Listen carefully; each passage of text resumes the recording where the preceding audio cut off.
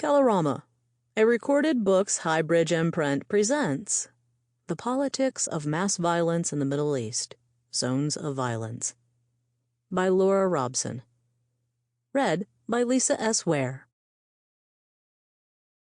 The ultimate expression of sovereignty resides, to a large degree, in the power and the capacity to dictate who may live and who must die. Achille Mbembe, Necropolitics, 2003. The practice of violence, like all action, changes the world, but the most probable change is a more violent world. Hannah Arendt, Reflections on Violence, 1969. Introduction. The Mashriq as a Zone of Violence.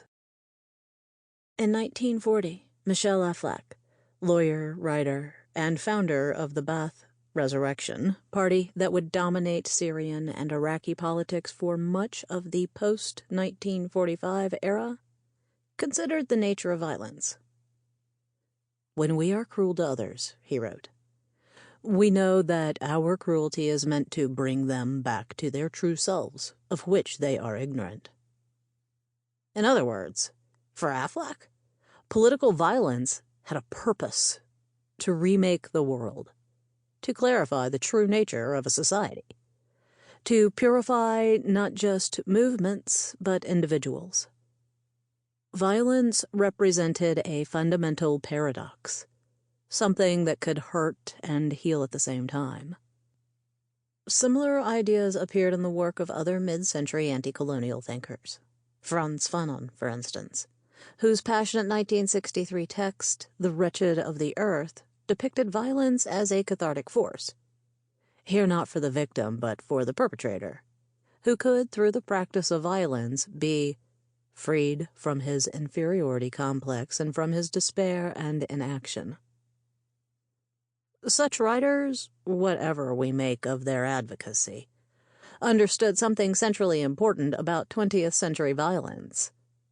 It was not merely an atavistic impulse, a sign of societal breakdown, a descent into chaos, but a political decision, a deliberate strategy undertaken by identifiable actors at particular times with specific purposes. This book, then, is about the why, when, and how of the political phenomenon of mass violence in the Middle East. When did mass violence become a constitutive aspect of the political landscape of the region? Why did it take precedence over other strategies of state-building and establishing political authority, and take similar forms in different sovereign states across the region? How did governments, armies, and civilians alike come to think of mass violence as a viable and legitimate mode of claiming political space and national rights? In other words, how did mass violence come to be a primary, perhaps the primary, mode of making political claims in the 20th and 21st century Middle East? There are answers to such questions. The place of mass violence in the politics of the modern Middle East is traceable, in the first instance, to the rise of a bloody politics of territorialism derived from the late Ottoman encounter with Europe, transformed into genocidal violence by a declining empire, brutally exploited by a European colonial presence, and cemented by the externally supported promotion of ethnically and communally organized nation-states from Lebanon to Iraq to Israel. In the second half of the 20th century, both the United States and the Soviet Union accepted, normalized, and actively upheld this state of affairs, making use of local communal politics to promote their respective national interests and maintain access to Middle Eastern resources, particularly, but not exclusively, oil. In fact, the Middle East's emergence as a zone of violence, characterized by a viciously dystopian politics of identity, has relatively shallow historical roots, developing only over the past century or so. A historical correction that, of course, does little to lessen the intractability of the problems of mass violence and dispossession that now seem to characterize the region so completely. The region with which this book is primarily engaged is known in Middle East studies as the Mashriq. That is, the Arab-speaking lands east of Egypt and north of the Arabian Peninsula, centering around Balad al-Sham, Greater Syria. The word Mashriq is a cognate of the better-known term Maghrib, one describing the eastern territories of the eastern Mediterranean and its hinterlands, the other the western lands of North Africa. Scholars understand the Mashriq as a large and diverse part of the Arab world that nevertheless occupied an identifiable and distinct political space within the Ottoman sphere before the 20th century, and remained deeply intertwined with Turkey and the Caucasus after the empire's dissolution. This space is usually understood to include neither the Arabian Peninsula nor Iran, though both of those have remained political, economic, and cultural interlocutors throughout the modern era. Egypt, though it is sometimes included in definitions of the Mashriq, historically constituted a rather separate space. Few Egyptians, even elites with strong intellectual connections in the Levant, thought of themselves as Arabs until the mid-1930s, and Egyptian identification with Arabism did not really gather support among non-elites until the 1950s. Further, Egypt's 19th century history of distance and removal from the Ottoman state and its colonial occupation by the British from 1882 onwards separated it quite dramatically from the political trajectory of the other Ottoman Arab provinces, and lent its later nationalism and its post-colonial history a specifically Egyptian cast. All reasons for regarding its history as distinct.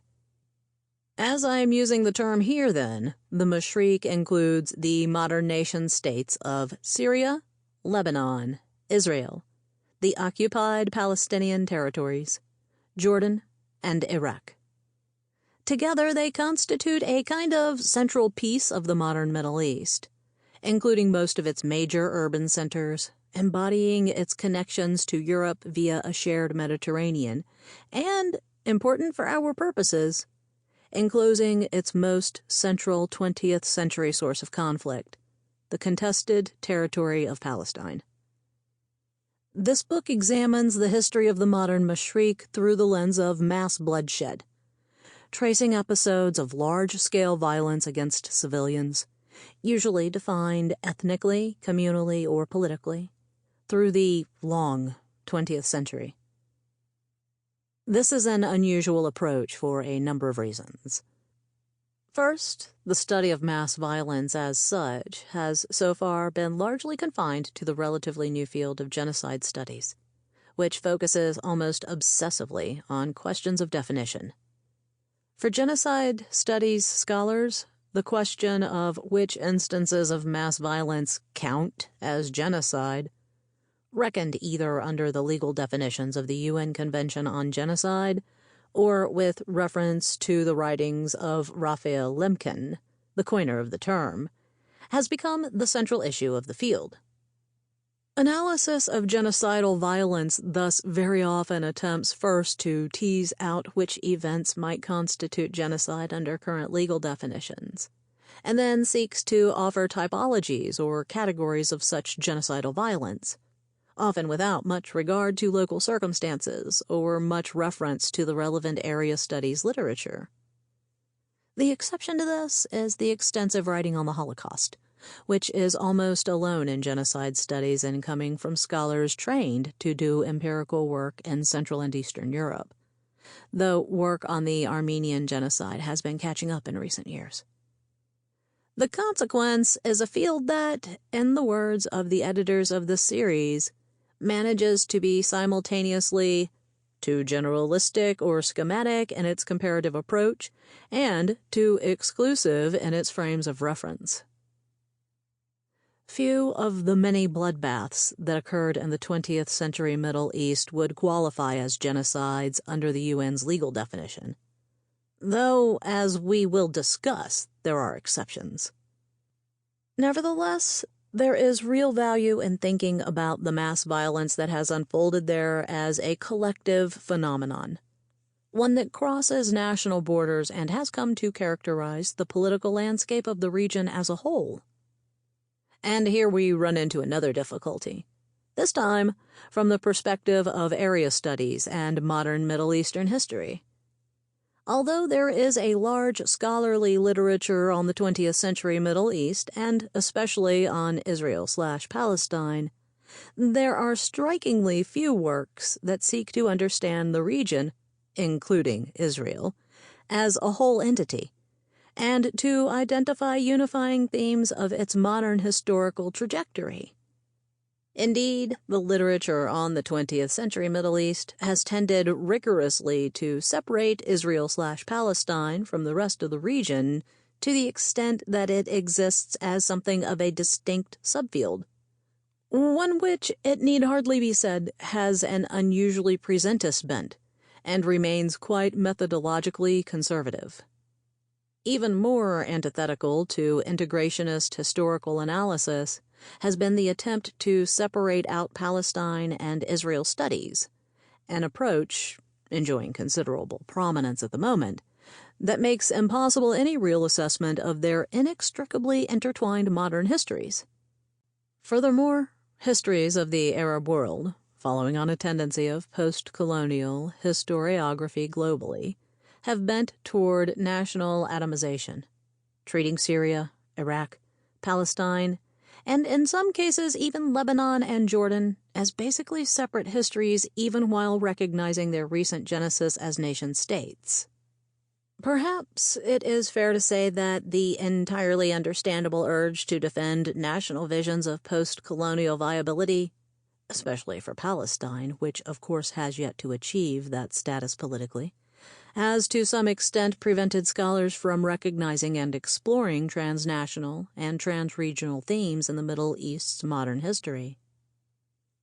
This book, then, uses a framework of mass violence, encompassing the concepts of genocide, ethnic cleansing, forced migration, appropriation of resources, mass imprisonment, and forcible denationalization, to explain the emergence of a dystopian politics of identity across the Eastern Mediterranean in the modern era, and illuminate the contemporary breakdown of the state from Syria to Iraq to Israel.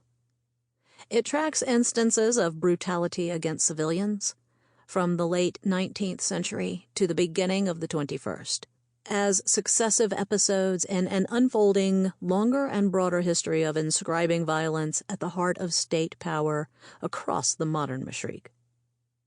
Such an approach suggests that mass violence in the modern Middle East represents the opposite of atavistic communal impulses. It is, in fact, almost wholly wrapped up with structures of modernity, and particularly with two characteristically 20th century phenomena: state centralization and the concomitant territorialization of national, ethnic, and religious identities, both inherently violent processes that became all the more brutal for unfolding in a context of constant incursions from outside powers. The historian Charles Ware has argued powerfully that the most fundamental marker of the 20th century was not industrialization or nationalism, or the confrontation between authoritarianism and democracy, or even some ambiguous understanding of modernity, but rather territoriality, an enhanced concept of territory, not just as an acquisition or as a security buffer, but as a decisive means of power and rule. The saturation of territory with the mechanics of power, rail lines, telegraph networks, deployed soldiers, and the physical infrastructure of occupation characterized late empire across the globe, and nowhere more than in the Middle East. The late Ottoman state main goal, in the face of European military and political challenges continually chipping land away at the edges of the empire, was to take fuller control over its territory and make greater use of all the resources, including people, within the bounds of the state. In the course of this attempt at territorialization and centralization, it began to regard resistant populations, sometimes but not always defined ethnically or communally, as territorial challenges to the state, a first step toward the zero-sum game that eventually led to its genocide of the Armenians. Later, as the Mashriq fell under European colonial rule in the aftermath of the First World War, the very lateness of the imperial project meant the deployment of specifically 20th century modes of establishing territoriality. Modern colonial bureaucracies and militaries with the capacity to categorize, rank, and physically distribute their subjects in ways that made imperial power over specific territories and resources visible to all. It is no accident that some of the best-known images of European colonialism in the Middle East are of maps. The Sykes-Picot Agreement that distributed the region's territory among the European imperial powers in 1916. The delineation of the oil-rich Mosul province as part of Iraq in 1925. The Peel Commission's proposed division of Palestine into separate Arab and Jewish territories in 1937. In all these cases, late Ottoman, British, and French alike, these claims to new forms and shapes of territorial control were to be accomplished via force. The imperial states in the Mashriq owed their shape, literally, to the exercise of mass violence against civilians. And in the process, they often territorialized their subjects internally as well, forcibly removing and resettling populations and communities whose social identities, religious, linguistic, ethnic, thereby became attached to particular geographical spaces. As a consequence, by the time the British and the French were finally forced out of Syria, Lebanon, and Iraq, violence was already a constitutive part of statehood across the region, not only in terms of borders, but in terms of practices of governance over the Mashriq's pluralistic populations. The process of decolonization, that is, the utter refusal of the British and French to give up their claims over Middle Eastern territory and resources until they were confronted with force, further cemented the centrality of violence for post-colonial state-making. In Syria and Lebanon, the French were removed, somewhat ironically, by British soldiers and their Free French collaborators. In Palestine, the British were driven out not just by Arab resistance, but also by militant Zionist settlers whose Jewish proto-state they had themselves fostered. In Iraq, only a military coup finally ended British claims over strategic territory and oil resources. For weak, uncertain, and nervous post-colonial regimes, violence, expressed both externally and internally, now became a primary mode of claiming not just authority, but legitimacy and permanence. Despite their mutual antagonism and their very different, indeed actively oppositional, paths to nation-statehood, Israel and its Arab neighbors in many ways followed similar trajectories during the immediate post-colonial years, becoming ethnically and communally defined nations in which post-colonial administrations enforced boundaries of political belonging through the deliberate deployment of state violence against communities within their borders. Such violence was designed above all to enforce territoriality, to delineate the borders of sovereignty as fundamentally unchallengeable, and to ensure deep control over these new regimes' land, resources, and people. There was an important material element to this state-level enforcement of post-colonial territoriality as well. All of the states that emerged in the Mashriq after 1948, including Israel, were hobbled by some degree by decades of ruthlessly exploitative colonial rule. The large populations of migrants and refugees within their borders, and, in some cases, the ongoing ownership of physical and territorial resources, particularly those related to oil, by foreign corporations backed by powerful international interests.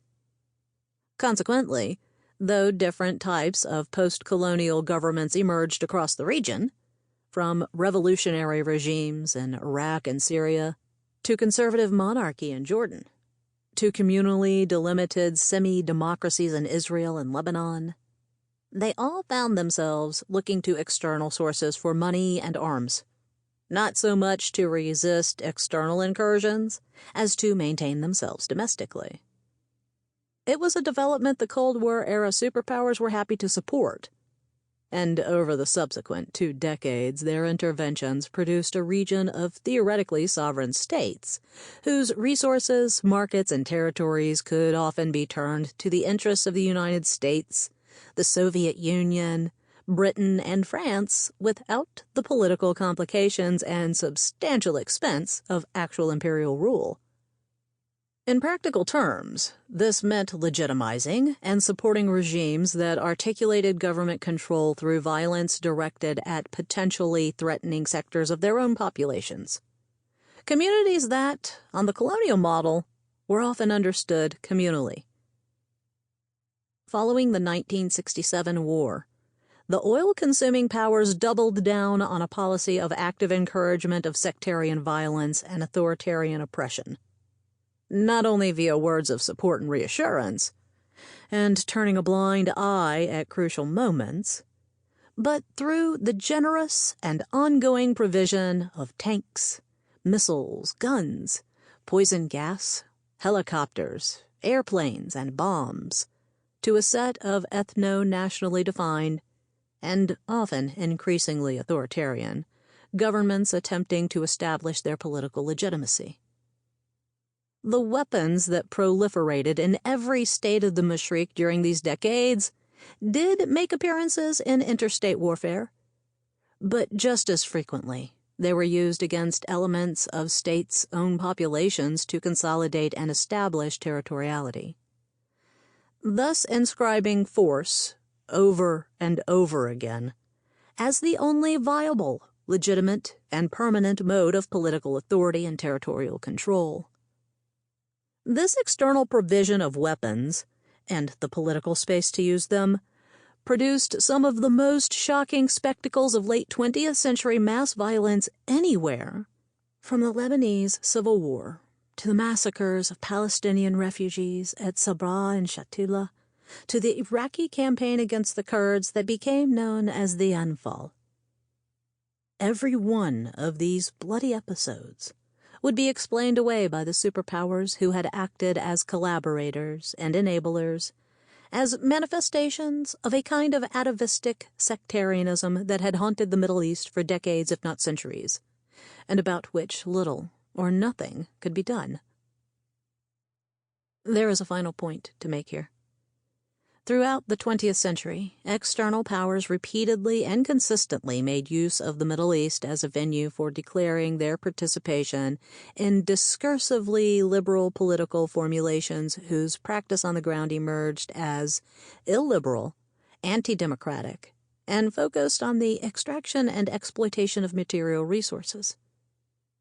In the decades before the First World War, this took the form of treaty arrangements, defending the rights of minorities, and supporting irredentist national movements in the Balkans with the goal of maintaining European commercial endeavors and military access to Ottoman space. In the interwar period, it meant constant reference to principles of representative government while enforcing military rule and settler colonialism in the Mandate states. In the post-World War II period, it meant the use of both communist and anti-communist rhetoric to shroud various forms of military intervention, support for authoritarian regimes, and massive arms sales, all modes of maximizing European and American access to oil.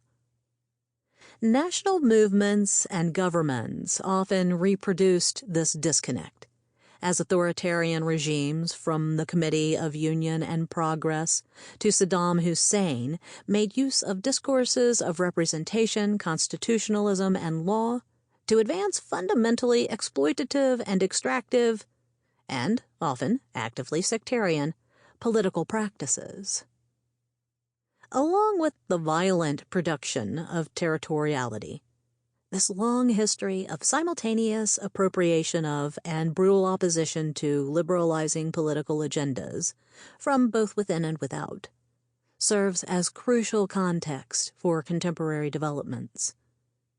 It helps to illuminate, for instance, the slide from broadly based pro-democracy demonstrations to the violent reassertion of authoritarianism in the recent Arab Spring.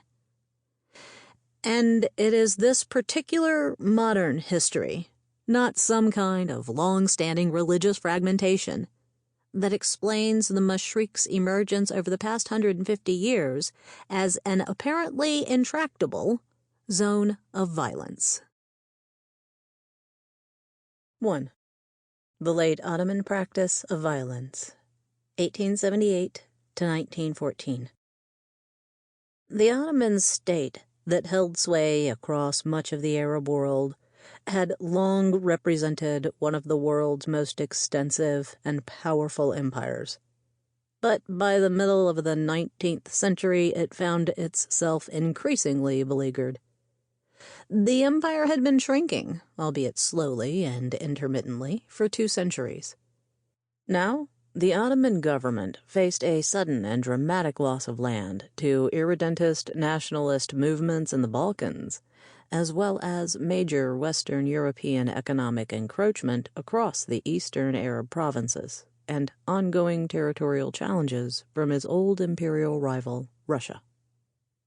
Discussions about the partitioning of the Ottoman state were beginning to proliferate in the diplomatic circles of Western Europe. The imperial debt was growing. Egypt had been lost. Something had to be done.